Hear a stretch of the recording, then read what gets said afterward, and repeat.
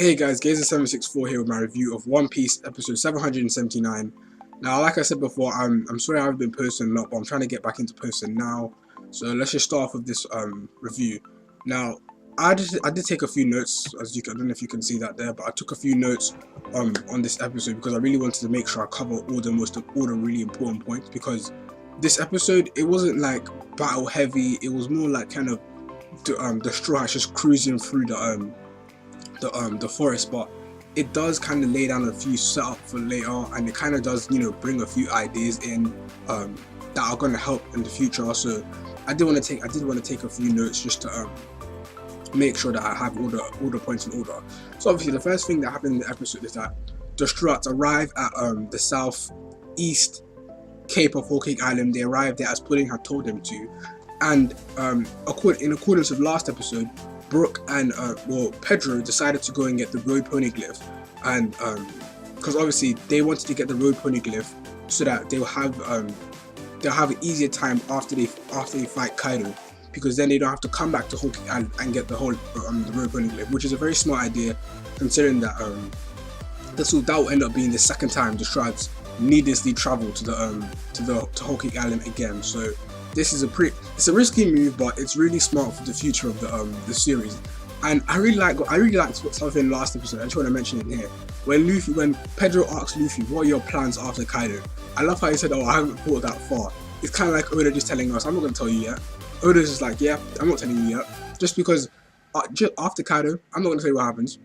Let's just wait. Let me not just tell you what's going to happen straight after." So I like how he just says Luffy hasn't thought about it yet. So that was a nice little touch from Oda. So we find out in this episode that Brook and Pedro are gonna go over to gonna infiltrate Whole Cake Island first in order to get the road poneglyph, and then come back probably to the southeastern cape again so they can leave Whole Cake Island after they've got Sanji. And I liked how he's taking Brook, because like I said, we need to see more Brook in the series. We need to see him, do more things, whether it's just fighting or anything. We need to see him take part in a really important events that happen in the story, because as we can kind of see over the course of these the new world, really, we've seen like less active Straw Hats become active now. Like Usopp acts like a weakling. He acts like he's scared of everything, but we did get to see him put a lot of bravery into his fighting in Dressrosa. If it wasn't for Usopp, I don't think the Struts would have been able to survive Dressrosa the way they did, with how he freed all the toys, how he developed observation haki in a dire situation when he wanted to help Luffy and Luffy. So we're starting to see more of the Struts kind of coming out of their comfort zone and actually becoming pivotal members of respected arcs. And even Nami in Punk Hazard, she took on the role of helping the children, even though this is a big role. Like, this is a really big thing. We're crowded by a lot of strong people in the Punk Hazard kind of facility, and to be able to get all of these children out safely, especially when they're children, like, that's a big role, and she was able to do that. And even in her fight against Baby Fab and Buffalo, she did seem to show that she's kind of coming out of her comfort zone. So yeah, we need to see more of the Straw Hats, the less active Struts, basically anyone besides the Monster Trio and maybe Frankie or Robin. We need to see, I guess, the weakling trio, which is Usopp, Nami, and Chopper. We need to see them show more about themselves in the series. So I'm really happy to see that Brook is actually going out and doing a really pivotal job, probably a little bit more than what they're actually doing now, like getting Sanji. Brook's doing a much more harder and more dangerous job. He's actually infiltrating the specific places where the robbing of the poneglyph could be. So that's a lot harder. Than I.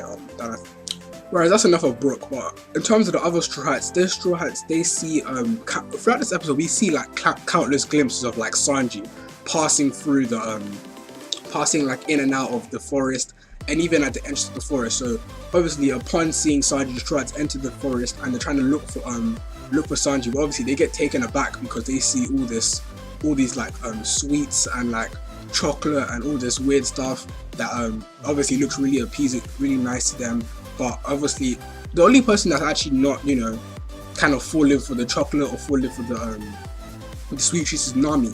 And that's interesting because even Nami in this episode, she's kind of actually thinking like, what is Sanji feeling that made him actually do this? Like Sanji feels he feels a certain way, and even goes she even says like, oh, maybe Sanji was embarrassed. And I like that because throughout this kind of arc, all we've really thought about is getting Sanji, but we never actually stopped to think about, how does Sanji feel?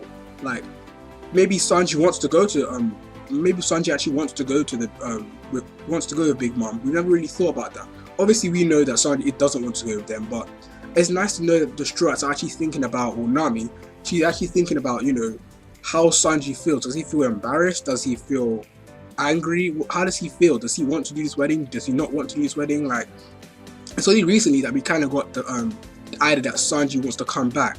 Which was when Pudding told the Struts that, yeah, Sanji refused to kind of marry me. He said, I prefer to go back with my friends, prefer to do this with my friends. So we do get like a little bit of an idea that Sanji doesn't actually want to be where he is right now. He wants to be with the Struts, which is good. We all really wanted Sanji to come back to the Strut crew anyway. Another point I just want to randomly touch on was the pacing of this episode. The pacing of the episode, it wasn't bad, but it could have been a little bit more. Like, it could have been sped up a little bit more, because throughout the episode you're kind of getting scenes the Straw Hats kind of like stopping and taking a bite at the at all the like the meals, all the kind of like sweet sugary things. Like, that wasn't bad. It was just kind of annoying because they kept on doing that. I mean, kept on having scenes of Nami telling the guys like, stop doing that, like genuinely stop doing that.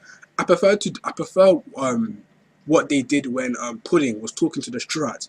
You got to see like Chopper like eating the table as they were talking about a serious matter. Like, that was funny, but I prefer if they did something like that, like in different shots on different frames of the episode, we'd have the Struts and be eating something instead of like stopping the whole operation just for Nami to be like, why are you still doing what I told you not to do?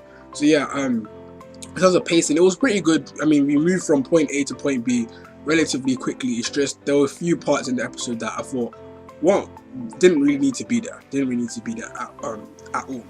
And the next thing I want to talk about is the events of the Struts crossing the bridge. Now, we get to see that when they try to cross the bridge, a shark, crocodile comes up and he tries to eat the bridge, to which the Struts were able to escape that. And this was kind of funny. This was actually kind of funny.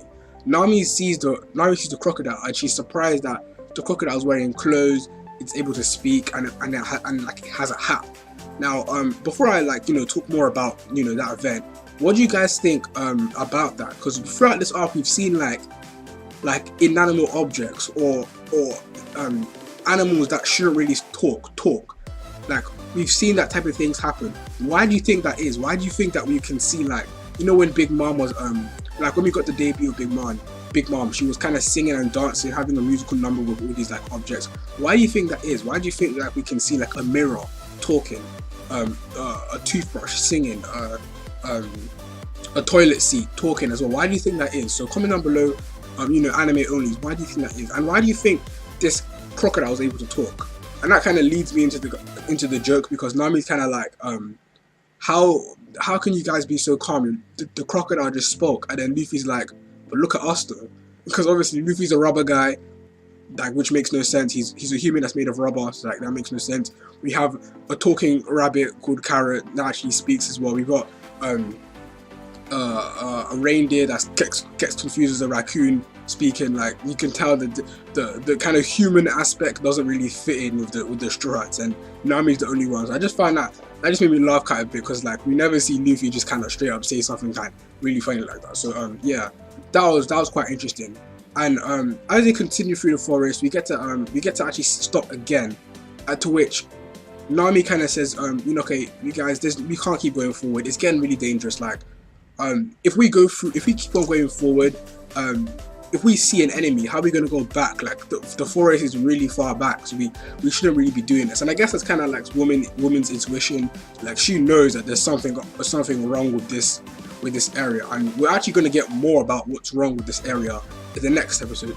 This episode is more like a teaser, because pretty much when she says that, we get to see another Luffy just comes into the scene. And it was so weird, because they Nami put it that, oh, it looks like a mirror image.